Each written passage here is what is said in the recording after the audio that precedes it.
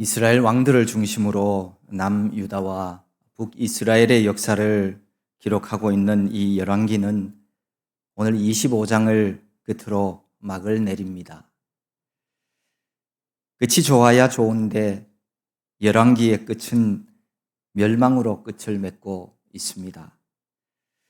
열왕기 하 말씀은 남왕국 유다가 왜 하나님 앞에서 멸망받을 수밖에 없었는지를 잘 기록하고 있습니다.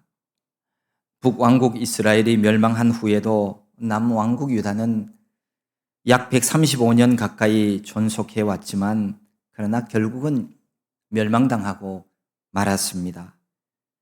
남유다는 이미 두 차례에 걸쳐서 바벨론의 침공으로 풍전등화와 같은 처지에 놓여 있었습니다.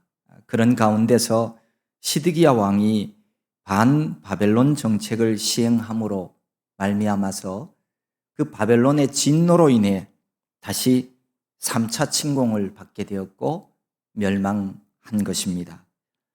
시드기야 왕이 된 지 제9년 열째 달 10일에 바벨론 왕 느부갓네살이 그의 모든 군대를 거느리고 예루살렘을 치러 올라왔습니다.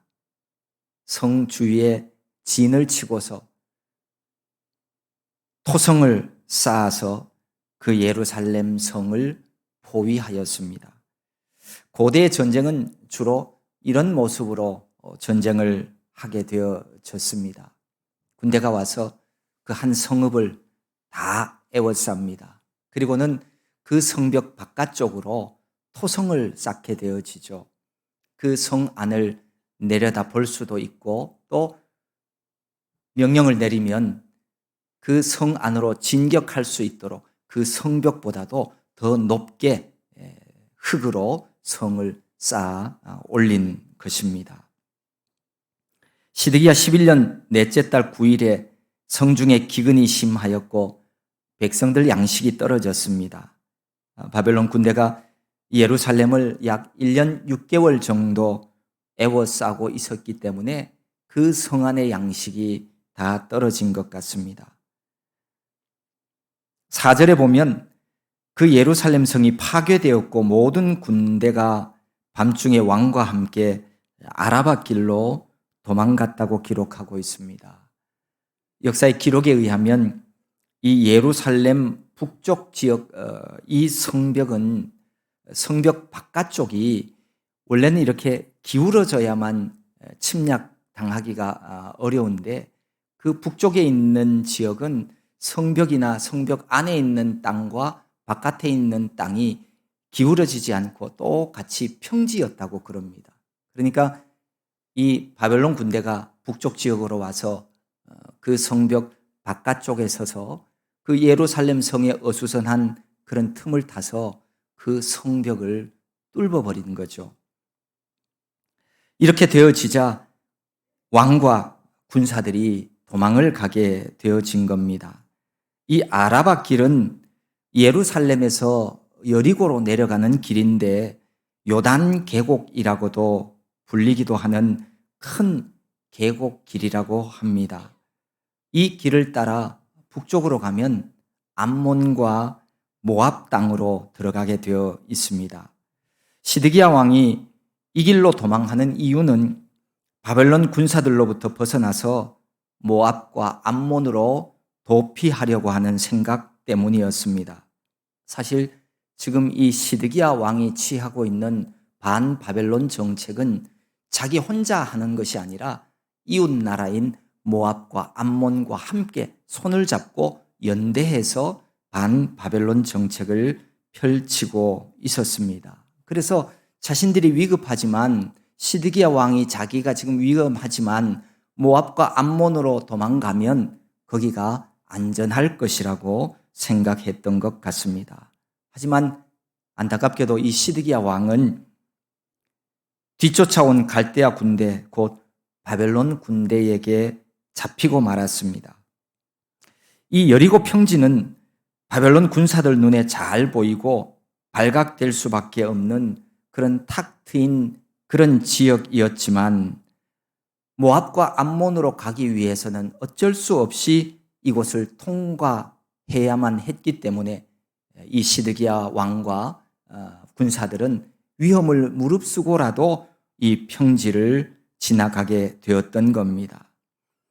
바벨론 군사들이 시드기야를 사로잡았습니다. 그리고는 자기 바벨론 왕에게 끌고 갑니다. 시드기야는 바벨론 느부갓네살 왕과 화친의 언약을 어기고 반바벨론 정책을 폈기 때문에, 약속을 어겼기 때문에 느부갓네살 왕에게 심판을 피할 수가 없었습니다. 그래서 잡혀간 이 시드기야가 바벨론 왕에게 신문을 당하게 된 겁니다. 하나님은 시드기야 왕에 대해서 에스겔 선지자를 통해서 이미 예언하셨습니다. 이 시드기야 왕이 바벨론 왕과의 맹세를 저버리고 언약을 배반하게 되어지고 또 어려움을 당하게 되어지고 바벨론에서 죽는 날까지 감옥에 있게 되리라 라고 하는 말씀을 에스겔 선지자를 통해서 이미 말씀하고 있었습니다. 시드기야를 붙잡은 이 바벨론 왕은 시드기야의 아들들을 그가 보는 앞에서 다 죽였습니다. 그리고는 시드기야 왕의 두 눈을 빼는 엄청난 형벌을 가했습니다. 시드기야의 아들들이 이렇게 죽임을 당한 것은 언약을 깨뜨린 사람들의 최후가 죽음이라고 하는 사실을 알게 해주는 것입니다. 다시 정리하면 시드기야가 당한 이 모든 어려움은 결국은 바벨론 왕과 맺었던 언약을 어기고 파기했기 때문이었습니다. 또 하나, 하나님 앞에서는 갈대아 군대에 항복하는 길만이 왕과 그 백성들을 살리는 길이라고 외쳤던 예레미야 선지자의 끈질긴 호소를 거역하였기에 받는 하나님의 형벌이기도 했습니다. 바벨론 왕은 시드기야의 두 눈을 빼고 놋사슬로 그를 결박하여서 자기 나라 바벨론으로 끌고 갔습니다. 남왕국 유다는 결국 BC 586년 4월 9일 예루살렘 성이 완전히 함락되고 말았습니다. 시드기야 왕을 비롯한 대부분의 백성들이 바벨론의 포로로 끌려갔으며 60여 명의 유다 지도자들이 그 자리에서 죽임을 당했습니다. 이로써 남왕국 유다는 완전히 멸망하고 말았습니다. 북왕국 이스라엘과 마찬가지로 남왕국 유다 역시 우상숭배를 일삼고 극히 타락함으로써 결국 하나님의 심판을 피할 수가 없었습니다.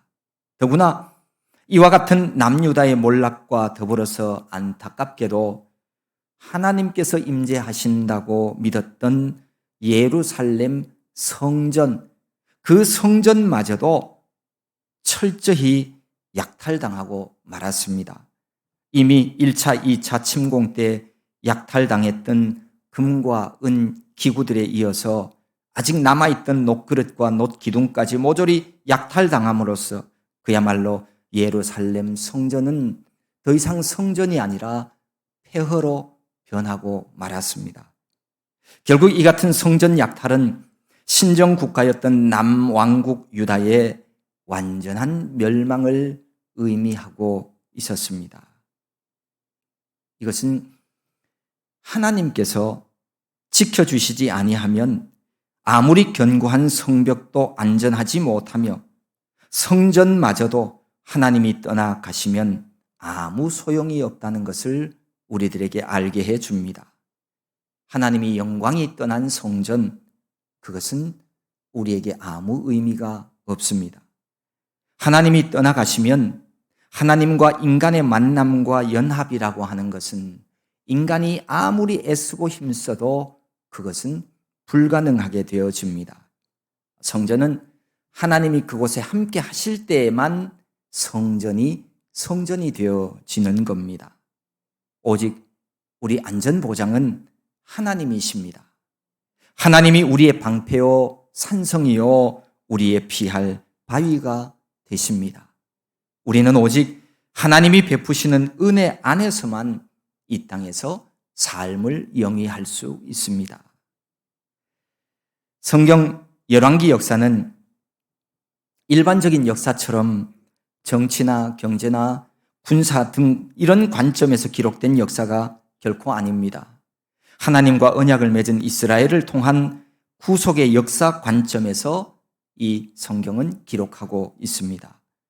이스라엘의 왕들과 그 백성들은 하나님께서 택해 주신 대로 모두 다 신정왕국, 곧 하나님이 다스리시고 통치하시는 왕이 되어야 했고 백성으로 살아야 했습니다. 하지만 그들은 여호와 하나님을 믿는 신앙을 잃어버렸으므로 결국은 분열되어서 타락과 쇠락의 악순환을 되풀이하였습니다.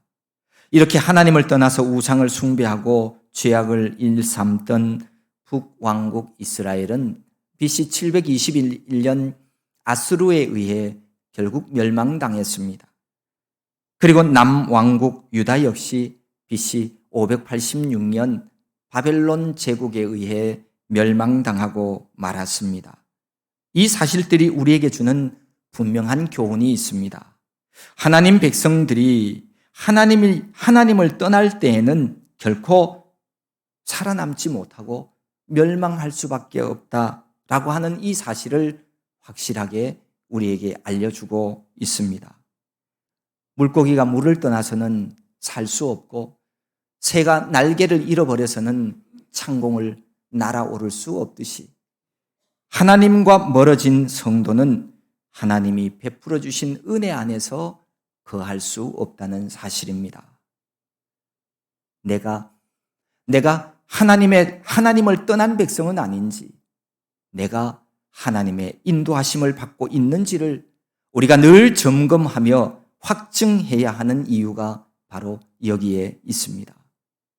겉으로 보기에는 별일 없는 것 같고 겉으로 보기에는 아무렇지 않는 것 같다 할지라도 그게 진짜 아무 일이 없는 것이 아닙니다. 강력한 태풍이 지나갈 때 보면 그 한가운데 태풍의 눈은 언제나 고요합니다. 하지만 그것이 안전하다는 의미는 결코 아닙니다. 하나님의 말씀인 성경은 이렇게 말씀합니다. 내가 이같이 미지근하여 뜨겁지도 아니하고 차지도 아니하니 내 입에서 너를 토하여 버리리라. 뜨겁든지 차든지 하라는 말씀입니다. 이것은 믿음이 뜨거운 사람이 되라는 말이지 차가운 사람이 되라는 말은 결코 아닙니다. 뜨거운 것도 아니고 차가운 것도 아니라 미지근하다면 이것은 하나님이 바라시는 사람이 아닙니다. 어떤 사람은 미지근한 것이 차가운 것보다는 낫지 않아요? 이렇게 말하는 이들이 있어요. 여러분, 농담이라도 그렇게 하지 마세요. 나은 거 아니에요. 좋은 거 아니에요. 하나님은 토하여 버리겠다고 그렇게 말씀하고 있기 때문입니다. 우리가 말하는 믿음, 신앙이라고 하는 것은 절대성을 가지고 있습니다. 절대적이라는 겁니다. 아니면 아니고 예스면 예스인 것이지 어떨 때는 그랬다가 어떨 때는 아니었다가 이거는 성경이 말하는 구원 얻는 믿음은 아닙니다. 샘 하나가 있어요. 샘이 있으면 이 샘에는 이 샘물은 참 맛있구나. 이 샘은 좋은 물이 나는구나. 이렇게 말하죠. 어떤 샘이 있으면 이 물은 물이 써서 못 먹겠구나. 이 샘은 좋지 않는 샘이구나. 이렇게 말하는 것이지 샘이 하나가 있는데 어느 날은 좋은 물이 나오고 어느 날은 나쁜 물이 나오고 쓴 물이 나오고 그런 샘은 없습니다. 내 입에서 하나님의 말씀과 세상 말이 함께 나온다는 것은 그건 아직 하나님의 사람이 아니라는 이야기일 수 있습니다. 우리가 성경에 보면 안식일을 범하는 자는 돌로 치라고 말씀하신 것만큼 이 안식일에 하나님 앞에 예배하는 것을 하나님은 아주 중요하게 여기십니다. 그런데 어떤 때는 주의를 지켜 하나님 앞에 예배하고 어떤 때는 내가 급한 일이 있고 내가 무슨 일이 있으면 그 일 때문에 하나님 앞에 예배하지 못하고 그런다면 그것은 온전하게 얘기하면 하나님을 믿는 참 신앙은 아닙니다. 물론 이 중에도 아직 주일 성수를 온전하게 하지 못하는 분들도 있을 거예요. 그런데 거기에서 머물지 마시고 발전해야 돼요. 나아가야 돼요. 하나님을 믿으면 하나님의 날 주일은 하나님 앞에 예배할 수 있는 사람이 되어야 돼요. 또 그렇게 할 수 있어요. 그렇게 해야 합니다. 그게 신앙이고 그게 믿음이지, 기분 좋고 아무 일 없으면 하나님 앞에 나가고, 내가 바쁘고 내가 기분 나쁘면 안 나가고, 그게 무슨 믿음이에요? 그거는 믿음이라고 할 수가 없는 겁니다. 하나님의 백성은 하나님만 붙잡고 하나님이 주시는 능력으로 살아가는 사람을 말합니다. 하나님 떠나면 그는 멸망당할 수밖에 없습니다. 생명의 근원이 바로 하나님께 있기 때문입니다. 이 이스라엘이 회개하지 않고 돌이키지 않아서 멸망했지만, 이러한 멸망 중에서도 하나님은 거룩한 그루터기를 남겨놓았습니다. 여기에는 참으로 오묘한 하나님의 섭리가 있습니다. 하나님은 끝까지 타락의 길에서 돌아서지 않고 회개하지 않는 이스라엘 나라는 멸망시키셨습니다. 하지만 이스라엘 민족 자체는 멸절시키지 않았습니다. 나라가 멸망당하는 크나큰 징계 가운데서도 택한 민족의 새 역사를 일으킬 수 있는 새로운 기회를 주셨습니다. 하나님을 믿는 올바른 신앙을 유지하고 지켜내는 남은 자들, 이 남은 자들을 통해서 새로운 역사를 하나님은 예비하고 계셨습니다. 오늘 본문 마지막 절은 이렇게 기록하고 있습니다. 바벨론으로 끌고 갔더라. 이스라엘의 역사는 이게 끝이 아니었습니다. 물론 시드기야 왕은 하나님 말씀에 불순종하였기 때문에 선지자의 예언대로 거기에서 죽고 말았습니다. 하지만 하나님은 바벨론으로 끌려간 남은 자들을 통해서 새로운 역사를 준비하셨습니다. 바벨론의 예루살렘 2차 침공 때 바벨론 나라로 끌려갔다가 그곳에서 하나님의 말씀을 대언했던 에스겔 선지자는 분명하게 하나님의 뜻을 선포했습니다. 그 당시 예루살렘에 살고 있던 사람들은 바벨론 나라로 끌려간 사람들이 예루살렘에 남아있는 자신들보다도 더 많은 죄를 지어서 더 악하기 때문에 바벨론으로 끌려갔다고 생각했습니다. 그런데 하나님은 이 에스겔 선지자를 통해서 그게 아니라고 말씀합니다. 예루살렘에 남아있는 사람들이 하나님께 복받은 사람들이 아니라 바벨론으로 끌려간 사람들에게 희망이 있다라고 하나님은 선언하셨어요. 그리고 에스겔 37장에 마른 뼈들이 살아나는 환상을 통해서 분명하게, 더욱 분명하게 하나님의 뜻을 말씀해 주셨습니다. 마른 뼈, 이 마른 뼈에 무슨 소망이나 희망이 있겠습니까? 하지만 하나님께서 말씀하시기를 생기야 사방에서부터 와서 이 죽음을 당한 자들에게 불어서 살아나게 하라. 그 말씀을 따라서 생기가 그들에게 들어가서 그들이 곧 살아나고 일어났습니다. 그리고 큰 군대를 이루었습니다. 하나님은 이 에스겔에게 골짜기 마른 뼈의 환상을 말씀하시면서 곧바로 에스겔에게 말씀해 주셨어요. 이 환상에 나오는 뼈들이 바로 이스라엘 온 족속들이라고 꼭 집어서 분명하게 말씀해 주셨어요. 그러면서 에스겔 37장 12절 14절에서 이렇게 말씀하십니다. 주 여호와께서 이같이 말씀하시기를 내 백성들아 내가 너희 무덤을 열고 너희로 거기에서 나오게 하고 이스라엘 땅으로 들어가게 하리라. 내가 또 내 영을 너희 속에 두어 너희가 살아나게 하고 내가 또 너희를 너희 고국 땅에 두리니 나 여호와가 이 일을 말하고 이룬 줄을 너희가 알리라. 바벨론으로 끌려간 사람들을 통해서 하나님의 군대를 일으키시겠다는 하나님의 말씀입니다. 하나님의 영인 성령님을 통해서 살아나게 하고 고국 땅 이스라엘로 돌아오게 하겠다는 겁니다. 성경은 술 취하여 방탕한 생활을 하지 말고 오직 성령으로 충만함을 받으라고 말씀합니다. 성령 충만.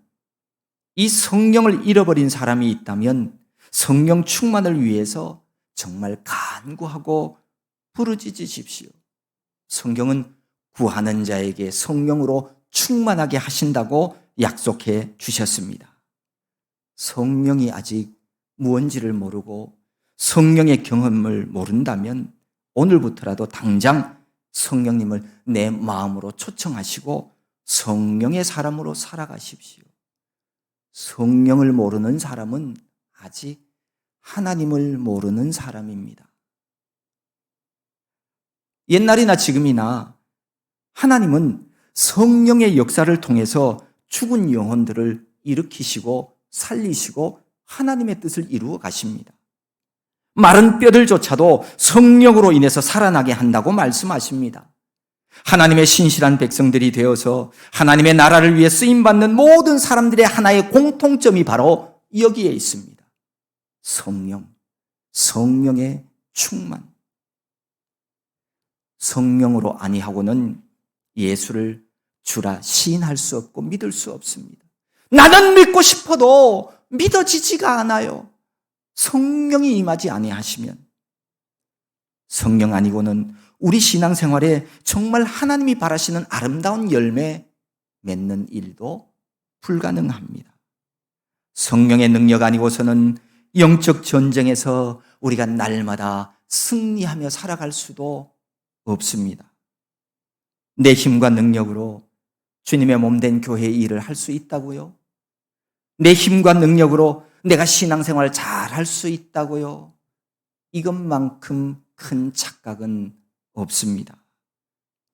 잘못된 생각입니다. 오직 하나님의 영으로만 하나님의 일들은 할 수 있습니다. 하나님의 영인 성령 충만함으로 하나님의 일들을 이루어 나아가는 성도 되시기를 바랍니다. 2차 세계대전 당시에 미국의 태평양 함대 사령관이었던 니미츠라고 하는 사람이 있습니다. 이 니미츠는 탁월한 행정가요, 전략가였습니다. 지금 미국 해군에는 그 이름을 따서 니미츠급 항공모함도 있습니다. 그가 소위로 근무할 때 있었던 일화입니다. 어느 날 이 니미츠가 근무하고 있는 함대에 아주 중요하고 큰 행사가 있었다고 합니다. 그 행사에 참석하기 위해서 해군 대장이 이 함대를 방문했습니다. 그런데 어떻게 하다가 계급장을 훼손을 해버렸다고 합니다. 사용할 수 없게 되었습니다. 이 당황한 해군 대장은 어쩔 줄을 몰라 고민하다가 할 수 없이 그 함대에 있는 모든 사람들에게 광고를 했어요. 누구든지 대장 계급장을 혹시 가지고 있는 사람이 있으면 가지고 와라. 그런데 이 해군 대장은 이 함대에 대장급 장군이 없다는 것을 알고 있었기 때문에 그 대장 계급을 가지고 있는 사람이 있을 것이라고 생각하지 못했어요. 근데 역시나 아무 소식이 없어서 할 수 없이 이 해군 대장은 계급장 없이 그냥 행사를 그럭저럭 끝냈다고 합니다. 그런데 행사가 끝나고 나서 어느 작은 함정에서 연락이 왔어요. 여기에 대장 계급장을 가지고 있는 사람이 있습니다. 행사는 다 끝났지만 이 해군 대장은 너무 궁금했어요. 아니, 누가 대장 계급장을 가지고 있을까? 그래서 그 사람 대장 계급장 가지고 오라고 그랬어요. 그래서 사람 오라고 해서 봤더니 바로 이 햇병아리 소위 니미츠였어요. 대장은 니미츠에게 물었습니다. 아니, 자네 소위인데 어떻게 대장 계급장을 가지고 있는가?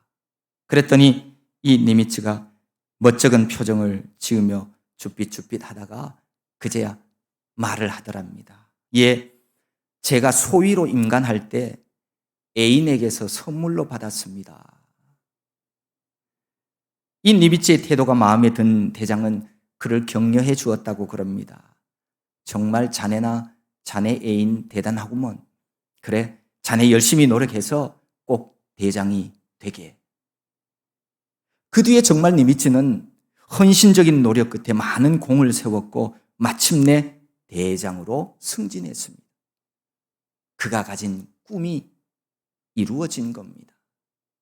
그리고 그에게 대장 계급장을 선물로 했던 그의 애인은 실제 니미츠 대장의 부인이 되었다고 합니다. 당신의 꿈만큼 당신은 성공할 수 있습니다. 이것은 어느 유명한 미국 잡지에 실린 광고 제목입니다. 우리나라 버전으로 바꾸면 꿈은 반드시 이루어진다. 이렇게 바꿀 수가 있겠죠. 그 광고 사진은 어린이가 미래를 향해 쳐다보는데 우주선이 발사되는 모습이 있다고 그럽니다. 제목 밑에는 이런 글이 쓰여져 있습니다. 정신이 가리키는 곳으로 성장은 따르게 마련이다. 라고요.